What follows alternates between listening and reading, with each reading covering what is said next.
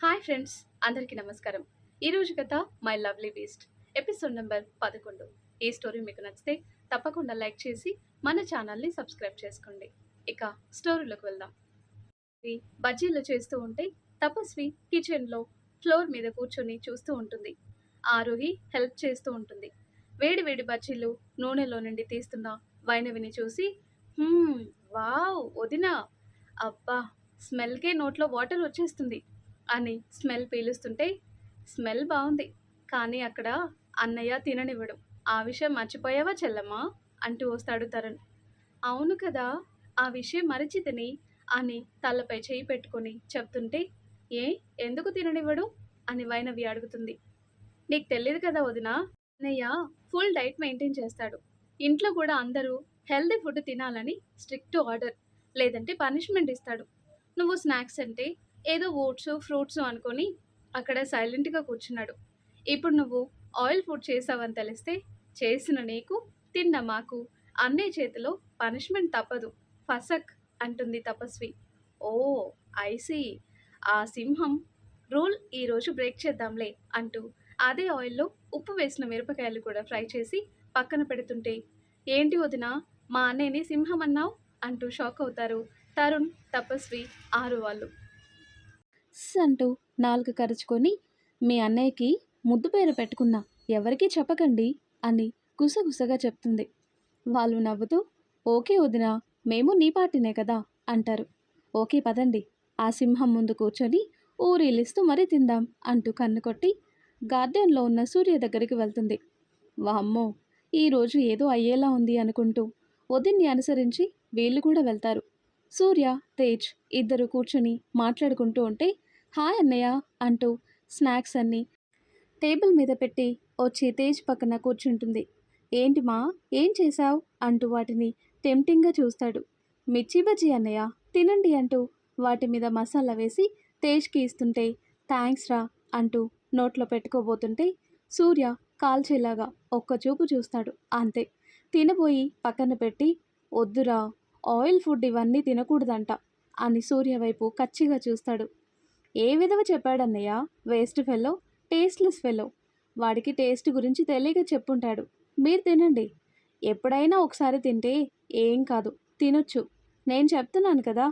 తరుణ్, నువ్వు కాబోయే డాక్టర్, చెప్పు, ఎప్పుడైనా ఒకసారి తినొచ్చు, నిజమా కదా" అని అడుగుతుంటే, ఓవైపు సూర్య చూపులకి భయపడుతూ అవును కాదు అన్నట్టు తల ఎటు కాకుండా ఊపుతాడు. ఏదైతే అది అవ్వని అని చూస్తుంటే నోట్లో వాటర్ ఫ్లో వస్తుందని తినటం స్టార్ట్ చేస్తాడు. "నువ్వు కూడా తిను" అంటూ తరుణ్ నోట్లో పెట్టగానే ఆ టేస్ట్కి సూర్య విషయం పక్కన పెట్టి తింటూ ఉంటాడు. అందరికీ తినిపిస్తూ తను తింటుంటే సూర్యకి లోపల మండుతుంది. "అన్నయ్య, ఇక్కడ ఏదో కాలుతున్న వాసన వస్తుందే" అంటూ ఓరగా సూర్యాన్ని చూస్తుంది. "దొంగ మొహంది, నన్నే అంటుంది, తినవే తిను, చెప్తాం ఈ పని" అనుకుంటాడు సూర్య.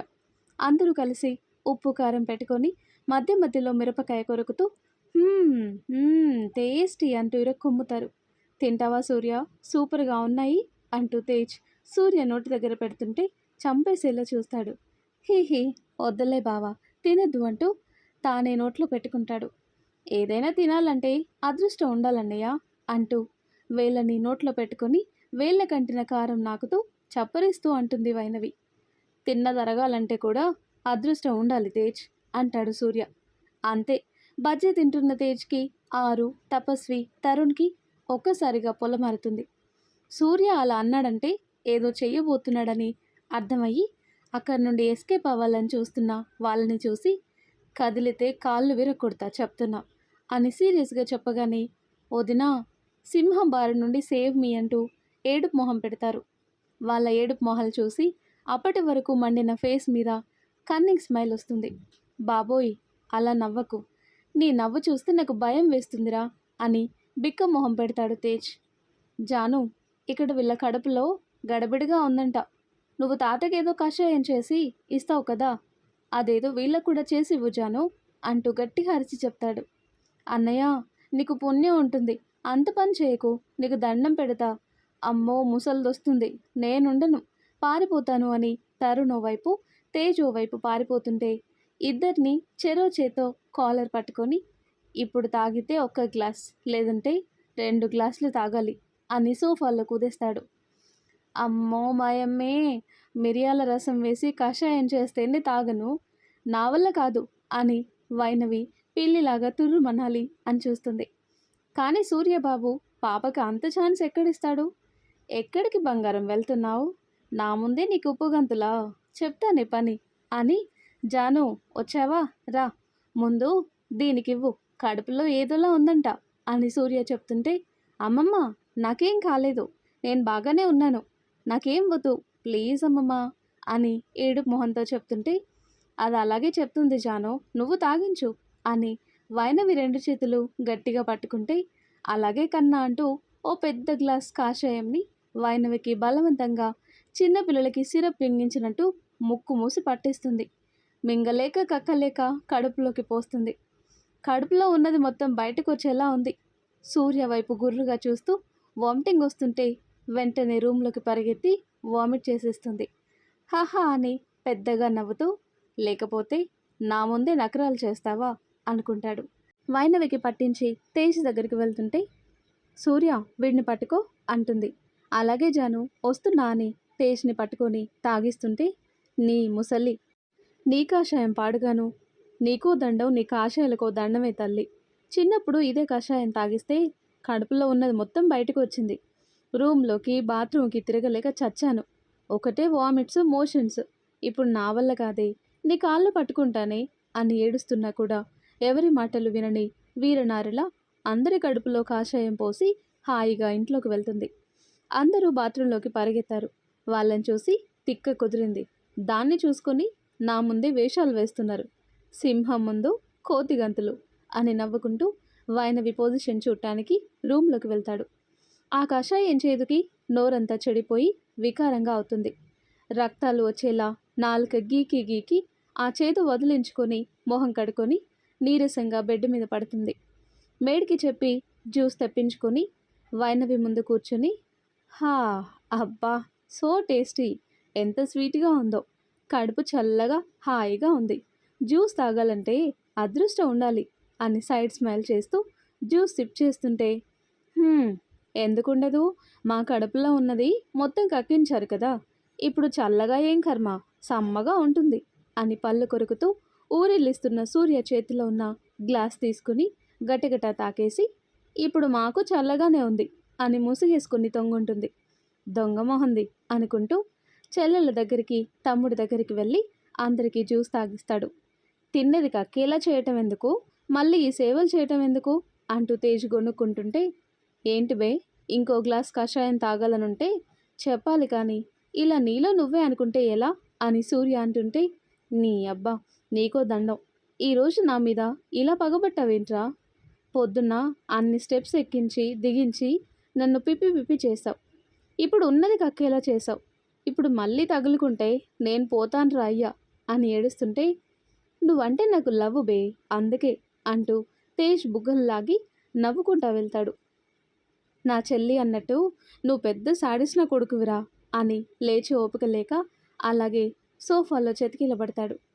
నైట్ పెద్దవాళ్ళందరూ భోజనాలకి కూర్చొని, ఏంటి ఇల్లంతా సైలెంట్గా ఉంది, పిల్లలందరూ ఎక్కడా అని ప్రకాష్ గారు అడుగుతుంటే, జరిగింది మొత్తం చెప్పి పడుకున్నారు అని సుచిత్ర చెప్తుంటే, అయ్యో పాపం నాన్న, ఎందుకు అలా చేశావు, ఏదో ఒకసారి తింటే తిన్నారు, వదిలేయాల్సింది కదా అంటాడు.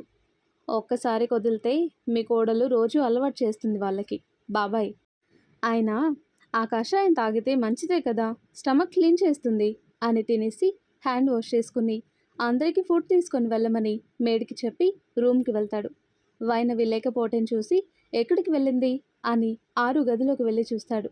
మధ్యలో వైనవి పడుకుంటే 6 తపస్వి ఇద్దరు వాళ్ళ కాళ్ళు చేతులు వైనవి మీద వేసి చెరో సైడ్ పడుకుంటారు. సోఫాలో తేజ్, అలాగే తేజ్ మీద కాలు చెయ్యి బాడీ మొత్తం వేసి తరుణ్ పడుకుంటాడు. అబ్బా ఎలా పడుకున్నారు ఒక్కొక్కరు అనుకుని అందరినీ తినటానికి లేపుతాడు. వైనవి మాత్రం అలాగే లేవకుండా పడుకొనుంటుంది. రేయ్ నా చెల్లికి తినిపించు అని తేజ్ తింటూ చెప్తాడు. ఆకలేస్తే తనే లేచి తింటుంది, మీరు తిని పడుకోండి అని ఫోన్ చూస్తూ చెప్తాడు. నీ సాడిజం తగిలయ్యా, పాపం కదరా, నా చెల్లికి ఎన్ని తిప్పలు పెడుతున్నావు అని హ్యాండ్ వాష్ చేసుకుని గుడ్ నైట్ అని వెళ్తాడు. తరుణ్, తపస్వి అందరూ తిని ఎవరి రూమ్కి వాళ్ళు వెళ్ళిపోతారు.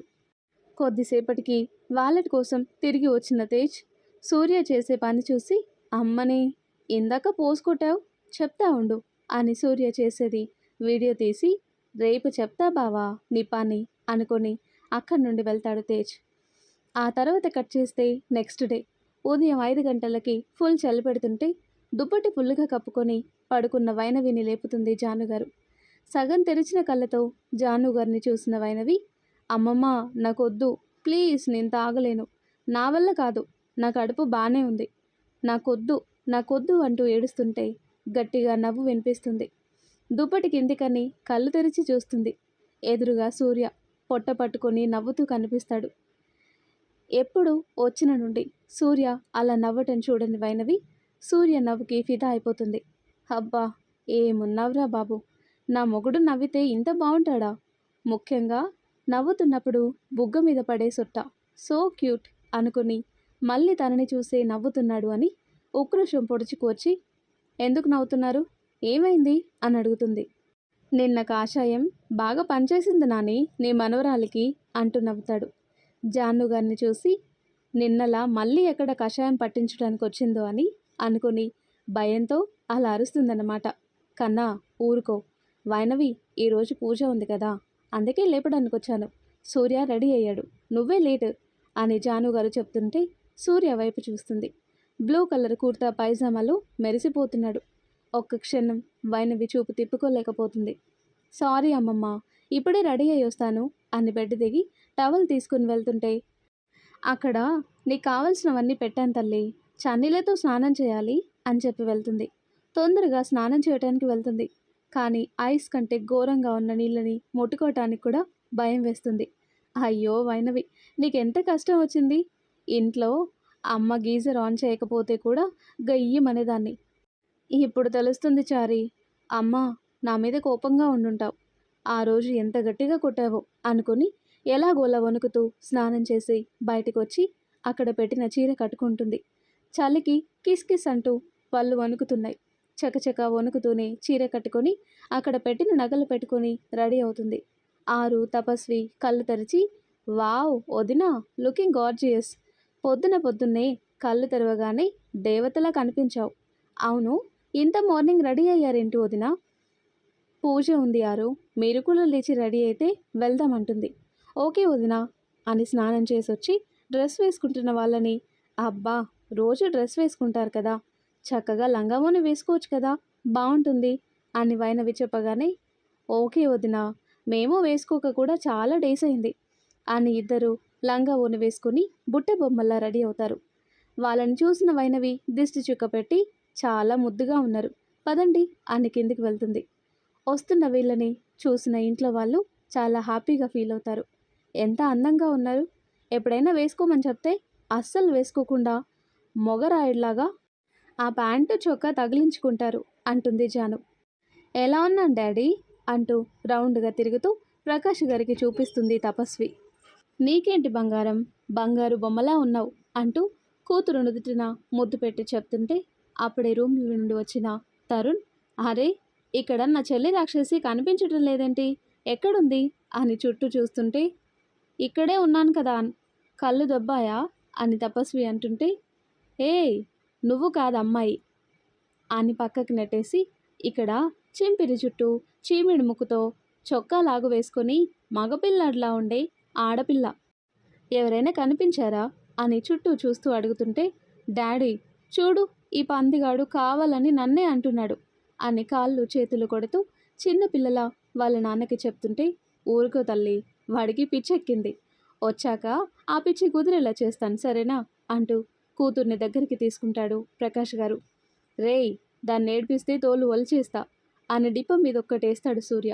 అబ్బా అన్నయ్య, మమ్మీ చూడు నీ ముద్దుల పెద్ద కొడుకు ఎలా కొట్టాడో అని చెప్తుంటే, అయ్యో సూర్య అలా కొట్టకూడదు నాన్న, ఇలా బొప్పి కట్టేలా కొట్టాలి అంటూ కొడుకు తల మీద మళ్ళీ కొట్టి చూపిస్తుంది సుచిత్ర. అబ్బా ఉత్తమ తల్లి అవార్డు నీకే వస్తుంది మమ్మీ, కొడుకుని ఇలా కొట్టాలని మరో కొడుకు ట్రైనింగ్ ఇస్తున్నావు చూడు, హ్యాట్స్ ఆఫ్ అంటూ మూతి బిగించి బయటికి వెళ్తుంటే అందరూ నవ్వుతూ గుడికి స్టార్ట్ అవుతారు. వందన గారి దగ్గర గాయత్రి గారు ఉంటారు.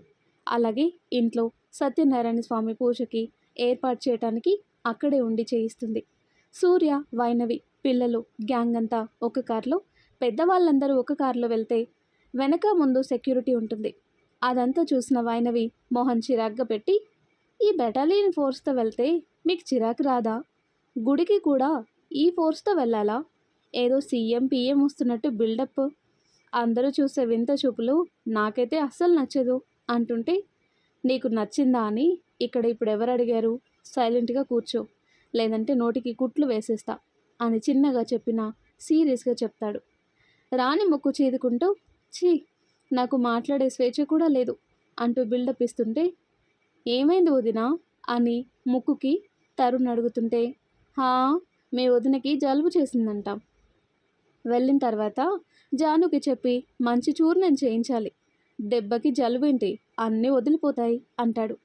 సూర్య మాటలకి, అమ్మో మళ్ళీ చూర్ణమా? మీకు దండం పెడతాను సూర్య గారు, నేను నోటికి బుద్ధిగా తాళం వేసుకొని కూర్చుంటా, నాకే కషాయం వద్దు అని నోటికి చెయ్యి అడ్డు పెట్టుకొని సీట్లో విండోకి బల్లిలా అతుక్కుపోతుంది. వైనవిని చూసిన తేజ్, పాపం ఈ సాడిస్ట్ గడు తనకి చుక్కలు చూపిస్తున్నాడు, నా చెల్లికే టైం వస్తుంది, నిజం తెలిసిన రోజు అప్పుడుంటుంది నీకు, జనక్ జనక్ పాయల్ బాజా అనుకుంటాడు. గుడి రాగానే అందరూ దిగి కాళ్ళు కడుక్కొని లోపలికి వెళ్తారు. వీళ్ళు వెళ్ళేసరికి పూజారి గారు అన్ని సిద్ధంగా ఉంచుతారు. నమస్కారం అమ్మా, మీకోసమే ఎదురు చూస్తున్నా, పూజకి అన్ని సిద్ధంగా ఉన్నాయి, మొదలు పెడదాం అని వాళ్ళని తీసుకుని వెళ్ళి ముందుగా వైనవి సూర్య చేత దేవుడికి అభిషేకం చేయించి హారతిచ్చి వాళ్ళ పేరు మీద ఇంట్లో వాళ్ళ పేరు మీద అర్చన చేసి హోమానికి తీసుకొని వెళ్తారు. అమ్మ వైనవి, ఇది ప్రతి సంవత్సరం మన తరతరాలుగా చేస్తున్న హోమం, మా తర్వాత మీ అత్తయ్య మామయ్య చేసేవాళ్ళు, ఇప్పుడు మీ వంతు, చాలా నిష్ఠగా భక్తితో చేయాలి, మధ్యలో అస్సలు కదలకుండా చేయాలి, సరేనా? అలాగే తాతయ్య అని దేవుడికి నమస్కారం చేసి, ఏ ఆటంకం రాకుండా చేసే శక్తినివ్వండి అని మొక్కి హోమానికి కూర్చుంటారు. 4 గంటల పాటు హోమం జరుగుతుంది. సూర్య, వైనవి ఇద్దరు కూడా చాలా నిష్ఠగా ఓపికగా చేస్తారు. హోమం చేసిన తర్వాత హోమం చుట్టూ ప్రదక్షిణలు చేసి హోమం పూర్తి చేసి పంతులు గారి వెంట వెళ్తారు. ఈ చెట్టు చుట్టూ కూడా ప్రదక్షిణలు చేసి ఇది చెట్టుకి కట్టండి అని చెప్తాడు. ఇదేంటి పంతులు గారు అని చేతిలో ఉన్న చిన్న ఉయ్యాలని చూస్తూ అడుగుతుంటే, ఇది ఈ చెట్టుకు కట్టి చెట్టు చుట్టూ ప్రదక్షిణలు చేసి మొక్కుకుంటే తొందరగా పిల్లలు పుడతారు అని నమ్మకం తల్లి, మీకు కొత్తగా పెళ్ళైంది కదా, అందుకే మీ చేత కట్టిద్దామని తీసుకొని వచ్చా అని చెప్తాడు. దానివైపు ఒకసారి చూసి సూర్య వైపు చూస్తుంది. సూర్య మాత్రం ఏం పట్టనట్టు వైనవి చెయ్యి పట్టుకొని చుట్టూ ప్రదక్షిణలు చేసి ఆ ఉయ్యాలని వైనవితో చేయి పెట్టి కట్టిస్తాడు. వైనవి మాత్రం సూర్య వైపే చూస్తూ ఉంటుంది. సూర్య ఆలోచనలేంటో తనకు అస్సలు అంతు చిక్కటం లేదు. నన్నంతలా చూడకు, ఆ బల్లిగుడ్లు వేసుకొని నన్ను చూస్తే నాకు దిష్టి తగులుతుంది అంటాడు చెట్టుకి కడుతూ. నావేం బల్లిగుడ్లు కాదు, మీవే బాతుగుడ్లు అన్న నెక్స్ట్ సెకండ్ వైనవి నడుము గట్టిగా గిల్లేస్తాడు సూర్య. ఆ అని గట్టిగా అరవగానే, ఏమైంది అని అడుగుతుంది జాను. ఏం లేదమ్మమ్మా, ఓ గండు చీమకి బాగా దురద, కొవ్వెక్కి కుట్టింది అని పళ్ళు కొరుకుతూ సూర్య వైపు కొరకొర చూస్తూ చెప్తుంది. మనవడి అల్లరి పనులు చూసిన రాఘవయ్య గారు మూసిమూసిగా నవ్వుతూ, కొంచెం రేపటి వరకు ఆగండ్రా బడవ అంటాడు మనవడి భుజం చుట్టూ చేయేసి. చూసావా తాత, ఆయన మనవడిని ఎంకరేజ్ చేయాలి, ఇలా టీస్ చేస్తే ఎలా అంటూ ముందుకు నడుస్తాడు. ఓరిని అని నవ్వుకుంటాడు. అక్కడ గుళ్ళో పూజలన్నీ అయ్యాక పెద్దవాళ్ళందరూ పంతులు గారితో మాట్లాడుతుంటే సూర్య, తేజ్ వాళ్ళు అన్నదానంకి అమౌంట్ కట్టడానికి వెళ్తారు. వైనవి, ఆరు, తపస్వి వాళ్ళు గుడి చూస్తూ తిరుగుతూ ఉంటారు. అక్కడ ఒక ఆవిడ ఆకలిగా ఉంది, డబ్బులు ఇవ్వండి అని అడిగేసరికి ఆరు వెళ్ళి డబ్బులు ఇవ్వటానికి వెళ్తుంది. 1 నిమిషం ఆరు అని అక్కడ ప్రసాదం కొనుక్కొని వెళ్ళి ఇది తినండమ్మా అని ఇవ్వగానే, పాపం ఎన్ని రోజుల నుండి తినలేదు, గబగబా తింటుంది. ఆవిడ్ని చూసి పాపం అనిపిస్తుంది వీళ్ళకి. నీకెవరూ లేరా అమ్మా అని అడిగితే, ఉన్నా లేనట్టే తల్లి అని విరక్తిగా నవ్వుతుంది. వైనవి వెంటనే ఎవరికో కాల్ చేసి రమ్మని చెప్పగానే 10 నిమిషాల్లో ఒక వ్యాన్ వచ్చి ఆగుతుంది. అందులో నుండి ఇద్దరు దిగి వైనవి దగ్గరికి వెళ్ళి, గుడ్ మార్నింగ్ మేడం, ఎలా ఉన్నారు మీకోసం పిల్లలు చాలా అడుగుతున్నారు అని చెప్తే, వస్తాను, కొంచెం బిజీ, వీలు చూసుకొని వస్తాను, ఈవిడ్ని తీసుకొని వెళ్ళి మన దగ్గర ఉంచుకొని జాగ్రత్తగా చూసుకోండి అని చెప్పి, అమ్మా వీళ్ళతో వెళ్ళు, వీళ్ళు నీకు ఫుడ్ పెట్టి బాగా చూసుకుంటారు సరేనా, నీకే లోటు ఉండదు అక్కడ అని చెప్పగానే, చల్లగా ఉండండి తల్లి, ఏ కన్న బిడ్డలో పిల్ల పాపలతో చల్లగా ఉండాలి అని దీవించి వాళ్ళతో వెళ్తుంటే, వచ్చిన వాళ్ళకి మరీ మరీ చెప్పి కొద్దిసేపు మాట్లాడి పంపిస్తుంది. అమ్మ నిలయమని వ్యాన్ మీద ఉంటుంది. ఎవరు వదిన వాళ్ళు, తనని జాగ్రత్తగా చూసుకుంటారా అని ఆరు అడుగుతుంటే, చిన్న స్మైల్ ఇచ్చి వాళ్ళు బాగా చూసుకుంటారు, పద లోపలికి వెళ్దాం అని వెళ్తుంటే, ఒకవైపు విరాట్ సుప్రియ వాళ్ళు కనిపిస్తారు. వాళ్ళని చూసిన వైనవి ఆనందంగా చూస్తూ, ఆరు మీరు వెళ్తూ ఉండండి, నేను ఎప్పుడే వస్తాను అంటుంది. అలాగే వదిన అని వాళ్ళు లోపలికి వెళ్ళగానే పక్కన నుండి మెల్లిగా అన్నయ్య అంటూ వెళ్తున్న వైనవి చేయి పట్టి ఆపుతాడు సూర్య. మరి ఆ తర్వాత ఏం జరుగుతుందో నెక్స్ట్ వీడియోలో తెలుసుకుందాం. ఎంతో ఇంట్రెస్టింగ్గా ఉండే ఈ స్టోరీ నెక్స్ట్ పార్ట్స్ కోసం ఈ వీడియో లైక్ చేసి మన ఛానల్ని తప్పకుండా సబ్స్క్రైబ్ చేయండి. Thanks for watching.